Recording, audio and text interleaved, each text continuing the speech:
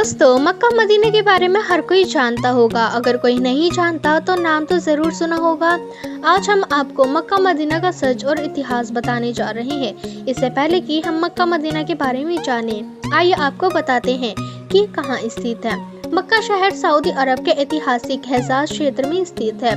मक्का को इस्लाम धर्म में सबसे पवित्र स्थल माना जाता है।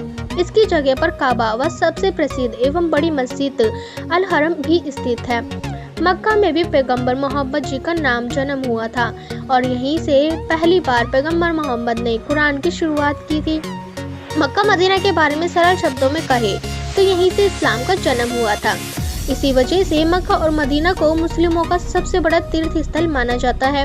मक्का में ही पवित्र मस्जिद काबा स्थित है। काबा की परिक्रमा करके हर मुसलमान खुद को धन्य मानता है। यहाँ आकर ही किसी मुसलमान की हज यात्रा पूरी की जाती है। आपको हैरानी होगी कि मक्का में गैर मुस्लिमों का प्रवेश वर्जित है। मक्का के जिहाद नगर वाले मार्ग पर साफ शब्दों में लिखा हुआ है कि यहाँ मुसलमानों के अतिरिक्त किसी भी धर्म के व्यक्ति के प्रवेश में वर्जित है। यहाँ आपको बता दें कि ज्यादातर लोग काफिर शब्द का मतलब हिंदू समझते हैं, लेकिन ये गलत है। काफिर शब्द का मतलब मुस्लिम छोड़कर बाकी सारे धर्मों से लोगों का है। इसमें ईसाई, यहूदी, पारसी और बौद्ध भी शामिल हैं। इनका प्रवेश भी इस स्थान पर वर्जित है। दोस्तों, आपको ऐसे बहुत से लोग यहाँ दावा करते हुए मिल जाएंगे जो ये कहते हैं कि मक्का में मुस्लिम काबा को अपनी सबसे पवित्र जगह मानते हैं और उसके अंदर शिवलिंग मौजूद है।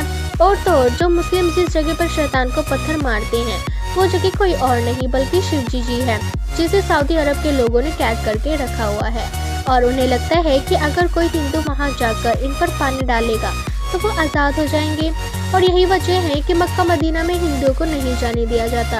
और दोस्तों, अब मक्का मदीना के बारे में तो बहुत कुछ जानते भी होंगे, लेकिन उस तस्वीर के बारे में जानना बहुत ज़रूरी है जो आजकल सोशल मीडिया पर बहुत ज़्यादा वायरल हो रही है। यहाँ तक कि कई सालों से लोग इस चीज़ पर विश्वास कर रहे हैं। लेकिन हम आपको बता दें, इंटरनेट पर वायरल हो रही बातें सिर्फ अंधविश्वास के सिवा कुछ और नहीं है। अगर आप सच्चे हिंदू हैं तो ये मानते होंगे कि शिवजी जी की तीसरी आंख जब खुलती है तो परले आ जाता है। तो भला अब इस बात पर कोई किस तरह से यकीन कर सकता है कि कोई शिवजी जी को कैद करके रख सकता है। और वैसे भी अगर आप किसी और धर्म के भी क्यों ना हो, लेकिन एक ईश्वर के घर पर दूसरे ईश्वर को कभी कैद करके नहीं रखा जा सकता। दोस्तों, काबा में स्थित एक पवित्र इमारत है। इसी वजह से दुनिया भर के मुसलमान जब भी नमाज पढ़ते हैं तो उनका मुंह काबा की ओर ही होता है। बताया जाता है कि काबा नाम की ये इमारत 1400 साल पुरानी है, लेकिन इस्लाम में इसे इब्राहिम लोदी के नाम का समय का बताया जाता है। काबा ग्रेफाइट के पत्थर से बनी है। हज यात्री काबा के चक्कर लगाकर अपनी यात्रा पूरी करते हैं।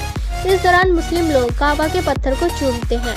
मुस्लिम धर्म में ऐसी मान्यता है कि हर मुसलमान को दिन में 5 बार काबा की तरफ मुँह करके नमाज पढ़नी चाहिए। मुस्लिम लोग अपने पापों से मुक्त पाने के लिए जीवन में एक बार मक्का जरूर जाते हैं। वहां जाने के बाद नंबर आता है जानवर की कुर्बानी करने का, जो आमतौर पर भेड़ या बकरा होता है। ऊंट की भी कुर्बानी की जाती है। कहा जाता है कि ऐसा अल्लाह की राह में अपने बेटे इस्माइल को कुर्बान करने की हजरत इब्राहिम की कुर्बानी की याद में किया जाता है। पहले हाजी खुद ही पशु खरीद कर कुर्बानी कराया करते थे। अब हाजियों को बैंक का एक टोकन खरीदना होता है। इसका मतलब है कि उतने पैसे से जानवर खरीद कर उनकी ओर से कुर्बानी कर दी जाएगी और मीट गरीबों में बांट दिया जाएगा। इस्लामिक मान्यताओं की माने तो दुनिया में 1,24,000 पैगंबर आए। इन्हीं में से एक थे पैगंबर हजरत इब्राहिम। ये मुसलमानों के नबी थे जिनको अल्लाह ने अपना दूत बनाकर दुनिया के रहनुमाई के लिए भेजा था। इनके बारे में एक किस्सा है, बेटे की कुर्बानी का किस्सा। इस्लाम के जानकारों का कहना है कि एक बार अल्लाह ने हजरत इब्राहिम को ख्वाब में अपनी सबसे प्यारी चीज को कुर्बान करने का हुक्म दिया था। उस वक्त हजरत इब्राहिम को 80 साल की उम्र में औलाद पैदा हुई थी। ऐसे में उनके लिए सबसे प्यारे उनके बेटे हजरत इस्माइल ही थे। इस कुर्बानी का जिक्र कुरान में भी है। कहा जाता है कि इस कुर्बानी के जरिए अल्लाह हजरत इब्राहिम के सब्र, वफादारी और त्याग को आजमाना चाहता था, क्योंकि एक बाप के लिए बच्चे की गर्दन पर छुरी चलाना खुद को मार डालने से कहीं ज्यादा मुश्किल काम है। बेटे की गर्दन पर छुरी चलाना चाहते हैं। तभी अल्लाह का हुक्म एक फरिश्ते को हुआ कि जाओ और जाकर इस्माइल की जगह दुम्बा यानी भेड़ पेश कर दो। इब्राहिम ने छुरी चलाई, इस्माइल बच गया और दुम्बा ज़िबहा हो गया। तब से ही ये बकरी की कुर्बानी की रस्म मुसलमानों में चली आ रही है। हालांकि ये कुर्बानी की रस्म बहुत पहले से बताई जाती है, लेकिन मुसलमानों में बकरा ईद पर जो कुर्बानी की रस्म शुरू मानी गई है उसके पीछे इब्राहिम की कुर्बानी का ही किस्सा है। ऐसा क्या हुआ था जो हज में शैतान को पत्थर मारे जाते हैं? आपको बता दें, ये बात उसी दौरान की है जब हजरत इब्राहिम अपने बेटे इस्माइल को कुर्बान करने के लिए लेकर जा रहे थे, तो रास्ते में उन्हें एक शख्स मिला जिसे इस्लाम में शैतान कहा जाता है। ये शैतान जहाँ मिला था वो जगह वही बताई जाती है जहाँ हज के दौरान 3 खम्भों को पत्थर मारे जाते हैं।